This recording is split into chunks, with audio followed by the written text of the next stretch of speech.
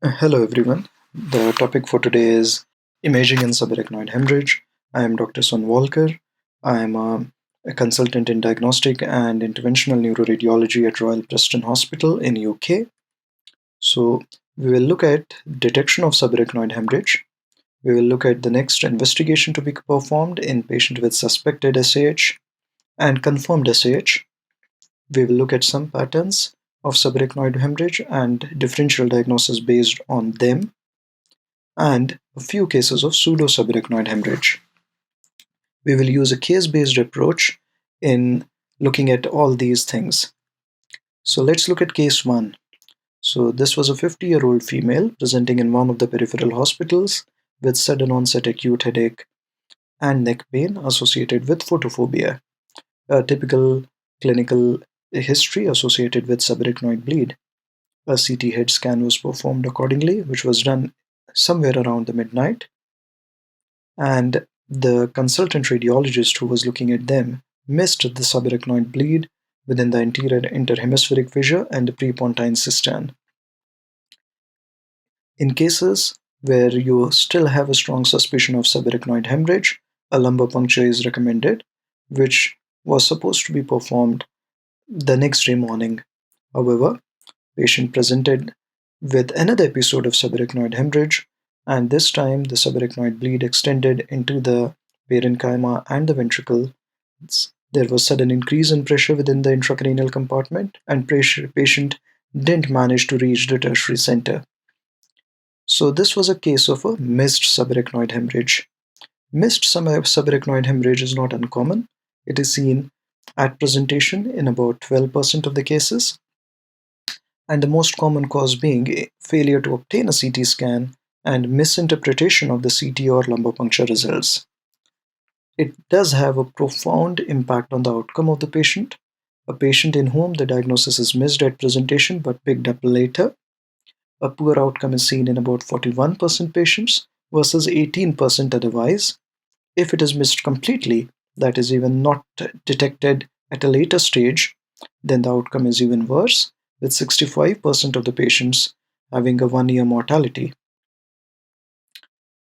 So, in detection of the subarachnoid hemorrhage, the most important modality is still a CT scan, which is quite sensitive if done within 6 hours of the ictus. It is still sensitive till day 5, but the sensitivity drops exponentially after that to about 50% at day 7 and 30% at day 14. What about lumbar puncture? Lumbar puncture in subarachnoid hemorrhage mainly focuses initially on detection of xanthochromia. Xanthochromia is this yellowish discoloration of the CSF which is seen on one of those test tubes. So this can be seen by naked eyes, but can be better appreciated by spectrophotometry. So xanthochromia is due to the degradation of the blood and release of the bilirubin pigment, which then stains the CSF. While taking the CSF for xanthochromia, while storing it for spectrophotometry, it has to be stored away from light because otherwise it can get degraded by exposure to light as well. Sensitivity of lumbar puncture is quite high, almost 100% for the first 2 weeks, and even in the third week it is as high as 70%. What about MR? The FLAIR and gradient echo sequence and the susceptibility weighted imaging have been reported to have high sensitivity in the acute, subacute and chronic phase, but do not appear to be as sensitive during the hyperacute phases. There are some practical problems with patient cooperation for MR scans, and it is difficult to differentiate between meningitis as well as the increased CSF signal along the subarachnoid spaces seen following lumbar puncture. Just to see a few examples, this is the high signal within the superior sulcal gyrus on the left side on FLAIR imaging, and this is the low signal seen on the SWI sequence along the sulcal spaces. So these are the typical appearances on MR for the subarachnoid bleed. The main point from the case number 1 is to make sure that you don't miss a diagnosis of subarachnoid bleed. So in any case with a suspected SAH, please look at these following review areas. So review areas like these posterior part of the sylvian fissure, interpeduncular cistern, base of the anterior interhemispheric fissure, prepontine cistern, superior sulcus, superior frontal sulcus, cervicomedullary junction, and not last but not least, the fluid levels along the base of the occipital horns of the lateral ventricles. So look at these review areas before saying that there is no evidence of subarachnoid hemorrhage on the CT scan. Based on the patterns, we can reach a few differential diagnoses for the subarachnoid bleed and investigate them accordingly as well. So there are basically three main patterns. In pattern number 1, the subarachnoid blood is primarily along the suprasellar cisterns, sylvian fissures, and interhemispheric fissures. This is the most common pattern seen with traumatic subarachnoid blood and circle of Willis aneurysm rupture.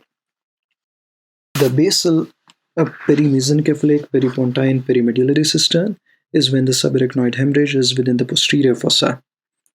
The most common cause is non-aneurysmal subarachnoid hemorrhage, although vertebrobasilar artery aneurysms and dissections involving the pica and the vertebral artery are quite common as well. The third pattern is when the bleeding or the subarachnoid blood is primarily restricted along the convexities of the brain.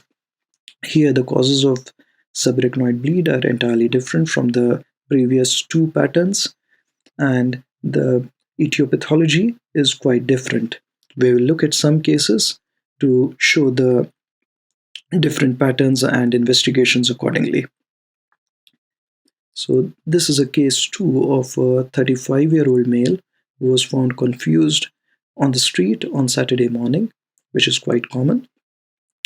Headache, neck pain, a bit of bruising on the face as well.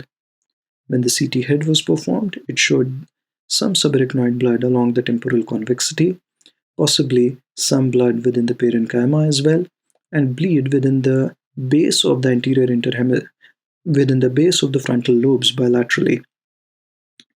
When some other images were evaluated, there was some contusion in the right parietal region as well, and a parietal bone fracture. So this was typically an example of a traumatic subarachnoid hemorrhage.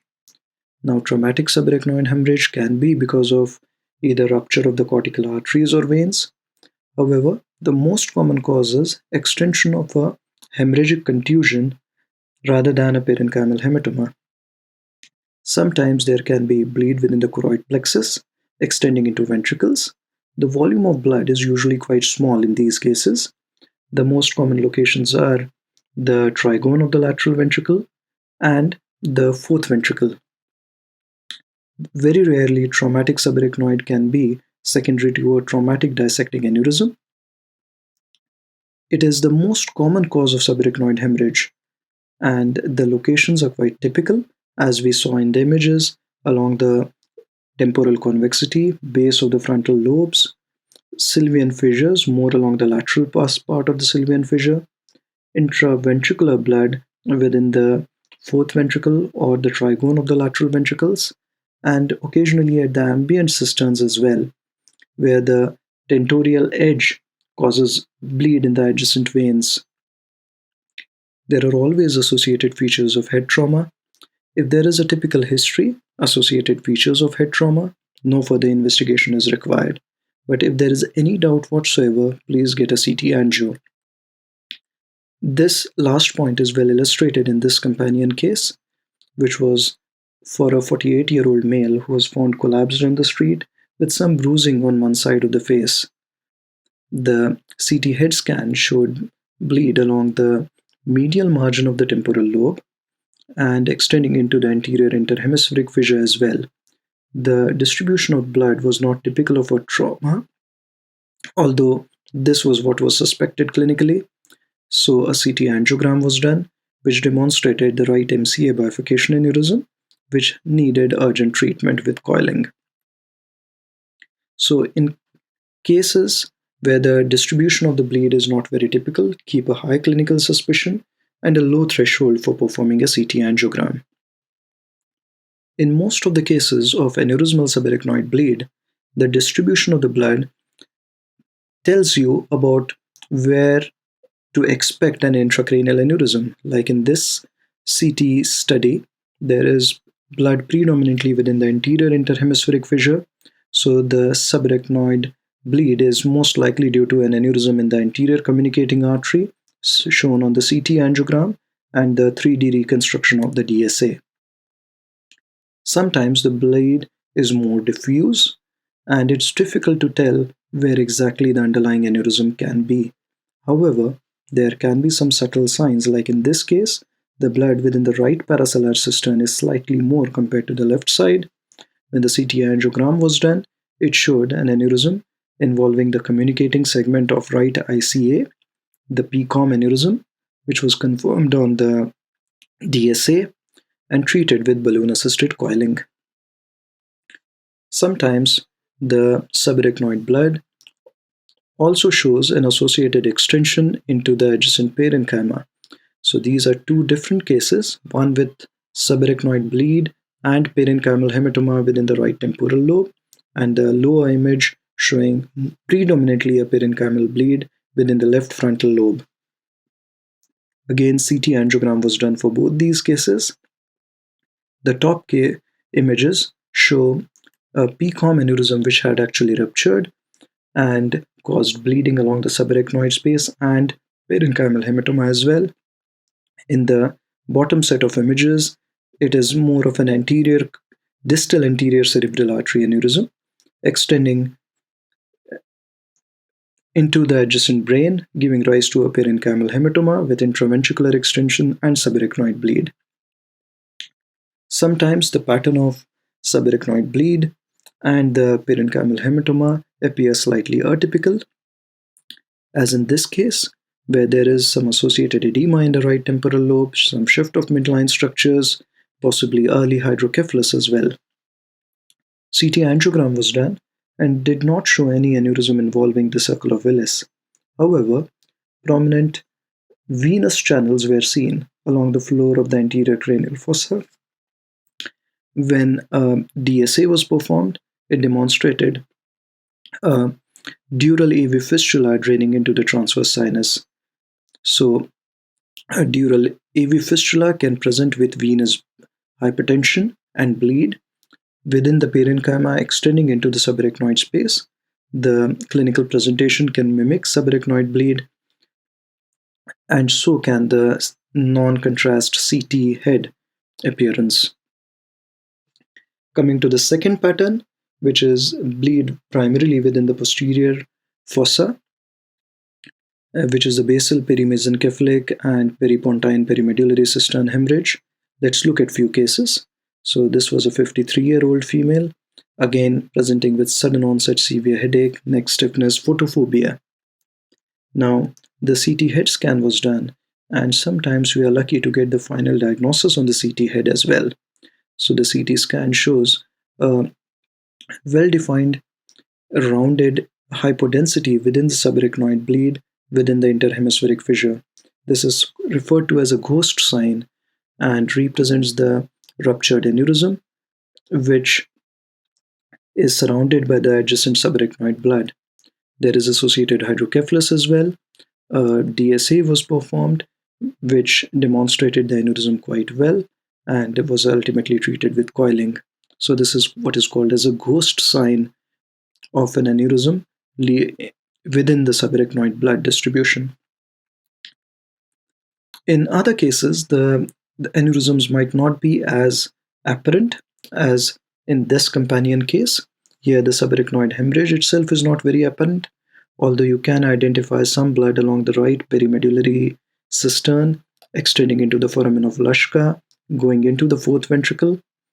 When the CT angiogram was done, no aneurysm was seen at the origin of pica, but distally within the cranial loop of the pica, there was a small dissecting aneurysm, which is well demonstrated on the DSA reconstruction, and this represented a pica aneurysm. So sometimes the aneurysm can be seen very well, sometimes it's a bit hard to see. So in case you are not able to identify on CT angiogram, you need to perform a digital subtraction angiography. The cause of the subarachnoid bleed need not always be an aneurysm in the posterior fossa, like in this case. So again, there is subarachnoid blood within the prepontine cistern going into either cerebellopontine angle cisterns and extending into the fourth ventricle as well. CT angiogram shows a tangle of abnormal vessels in the region of left middle cerebellar peduncle and adjacent superior cerebellar hemisphere. On performing a DSA, this confirmed an AVM which was seen in the same region, which can occasionally bleed and give rise to intraparenchymal hematoma as well as subarachnoid blood. Sometimes the subarachnoid bleed is quite subtle to identify, as in this case where the blood was seen in the right cervicomedullary junction. CT angiogram was performed, which demonstrated no obvious aneurysm here. So rightfully, the next step of investigation would be to perform a DSA. On the DSA again, no obvious aneurysm was identified, but the right pica was seen to be quite thready in its mid portion. Whenever you see a pica or a vertebral artery which looks a bit irregular and thready and associated subarachnoid bleed, the thing to be suspected is a vertebral artery or pica aneurysm, and you need to repeat the DSA. The DSA was repeated, and the same thready area of the pica now shows a fusiform large aneurysm. This had to be treated urgently with the parent artery embolization using a liquid embolic agent.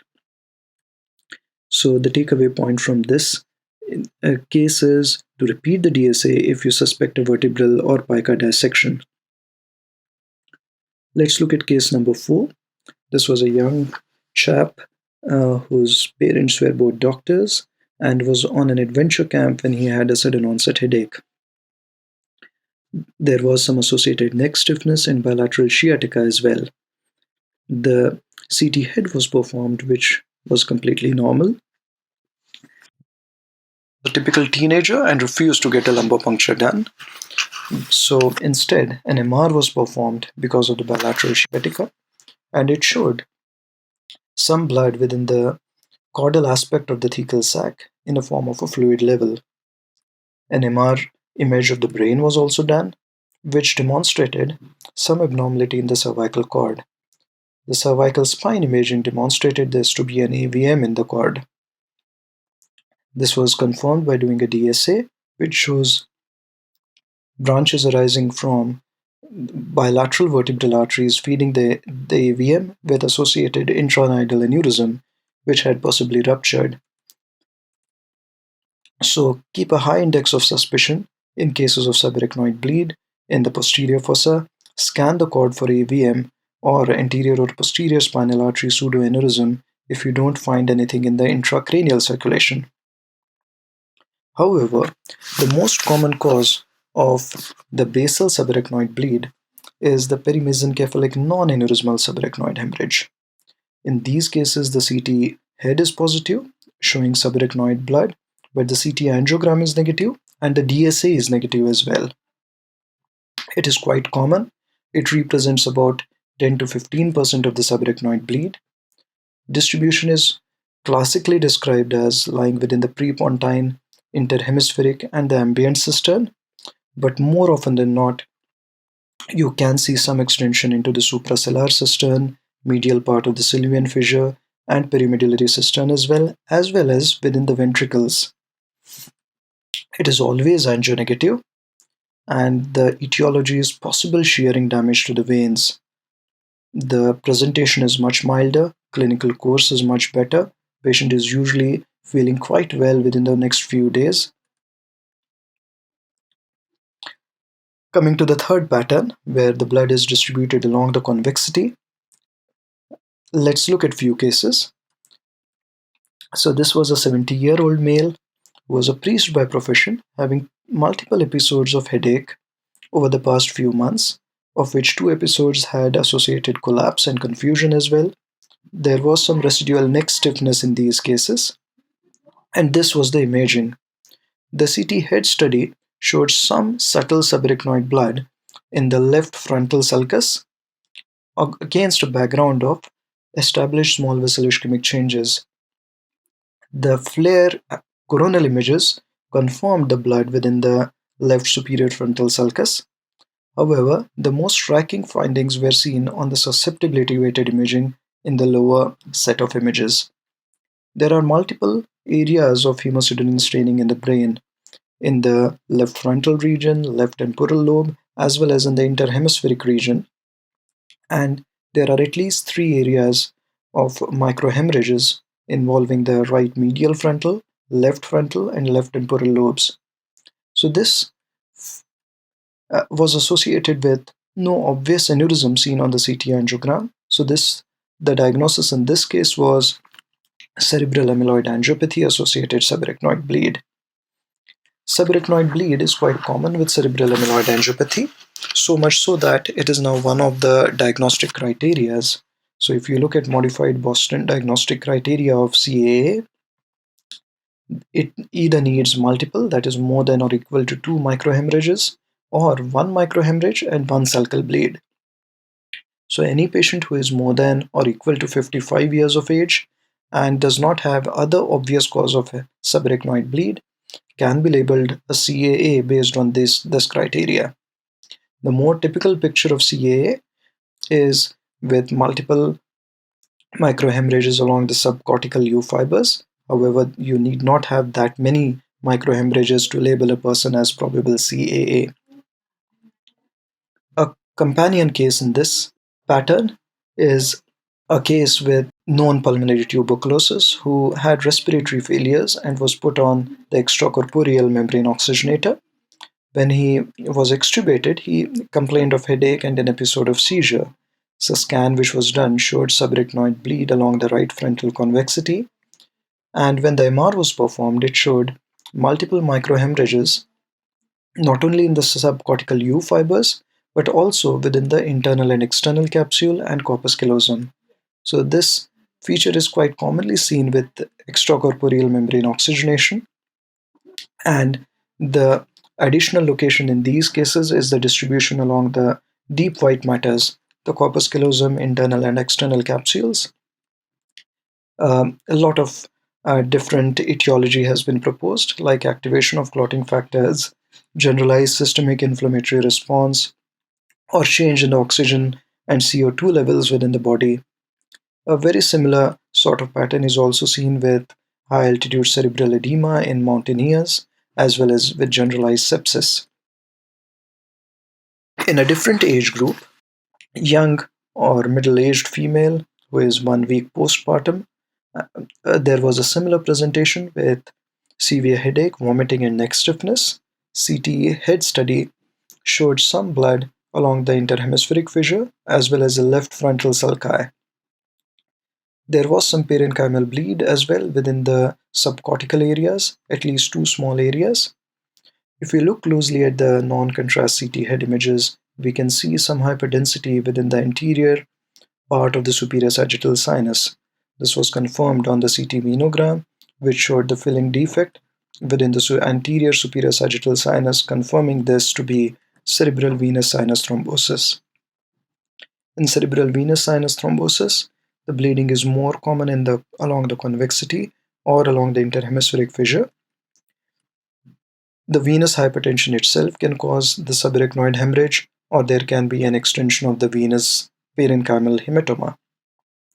The clinical presentation can be very similar to aneurysmal SAH, and the CT head study can sometimes mimic the subarachnoid bleed. Let's look at case 8. This is again now an increasingly common cause of convexity subarachnoid bleed. Similar age group, presenting with headache, episodes of vacant stare or possible seizure. Patient is on antidepressant medication, and when a CT head was done, it showed some subtle subarachnoid blood within the left frontal sulcus. When a DSA was done, it showed these multiple areas of narrowing involving bilateral posterior cerebral arteries, middle cerebral arteries, and anterior cerebral arteries, like a string of sausage appearance. This sort of appearance on a digital subtraction angiogram is strongly suggestive of two main diseases: reversible cerebral vasoconstriction syndrome and vasculitis. The only way to be sure that this is reversible cerebral vasoconstriction syndrome is to see the reversal. So when a repeat DSA was performed after a few months, all these changes appear much less prominent and almost negligible. So this was a typical case of a reversible cerebral vasoconstriction syndrome. There is a diagnostic criteria proposed by Anne Ducros, and it involves acute severe headache with or without focal deficit and seizures, uniphasic course, the typical segmental vasoconstriction. On any of these modalities, DSA, MR angio, or CT angiogram, you still need to rule out an intracranial aneurysm. The normal or near normal CSF is important because it helps in differentiating it from an acute phase of vasculitis, where usually you will have some inflammatory markers on the CSF. But the definite confirming factor is the complete or substantial normalization of arteries in about 12 weeks' time. There are multiple precipitants of reversible cerebral vasoconstriction syndrome, and every month something new is usually found which leads to reversible cerebral vasoconstriction syndrome. A companion case: a 67-year-old was found with episode of severe headache about 10 days back, having neck pain since then, and recently has episode of weakness in the right arm. Now, the occupation of this patient is quite important because farmers anywhere in the world are quite sturdy people. They won't come to the hospital unless they are really unwell. So there was some bleeding only along one of the frontal convexity sulcus. There was no blood within the suprasellar cistern. However, if you look at the region next to the anterior clinoid process, there was a suspicion of an aneurysm, and a CT angiogram was performed accordingly, which confirmed a left PCOM aneurysm. So this was actually a delayed presentation of acute aneurysmal subarachnoid bleed. So in cases of delayed presentation, distribution of blood is not very reliable, and you still need to rule out an aneurysm. Coming to the last bit of our talk is the pseudo-subarachnoid hemorrhage. Pseudo-subarachnoid hemorrhage means an increased attenuation along the subarachnoid spaces, mimicking hemorrhage on CT. So there is no subarachnoid blood as such, but the hyperdensity might be because of diffuse anoxic damage or because of a meningeal inflammatory process. If you look on this CT head study, you will see that there is diffuse cerebral edema, there is hypodensity along the frontal lobes medially as well as along the temporal lobes, and because of the hypodensity of the adjacent brain, the venous blood within the subarachnoid space apparently looks more hyperdense and mimics a subarachnoid hemorrhage. So this is diffuse cerebral edema giving rise to a pseudo-subarachnoid appearance. Similar appearance can be seen with meningitis, as is seen in this case, where there is extensive hyperdensity along the meninges of the posterior fossa, but more along the surface of the cerebellum. There is some hyperdensity along the posterior part of left sylvian fissure as well. Meningitis mimicking subarachnoid bleed is especially common in cases of tuberculous meningitis, although the presentation there will be slightly different from that of acute subarachnoid bleed. Whenever there is a doubt, you can always rely on clinical history and MR imaging to differentiate between true and pseudo-subarachnoid blood. So we looked at detection of subarachnoid hemorrhage. In detection, please concentrate on review areas before saying that the CT is negative for subarachnoid bleed to avoid a diagnosis of missed subarachnoid. There is definitely a role for lumbar puncture in cases of delayed presentation. Have a low threshold for CT angiogram if the distribution of blood is atypical. If dissecting aneurysm of vertebral or pica is suspected in cases of posterior fossa subarachnoid bleed, there is a role for repeat CT angiogram or DSA. There are patterns for subarachnoid bleed, and accordingly, the differential diagnosis closely relates to it. However, if there is a delayed presentation, patterns are not always reliable. In cases of pseudo-subarachnoid bleed, always have associated clinical correlation, and if there is still a doubt, MR imaging is very helpful. Thank you.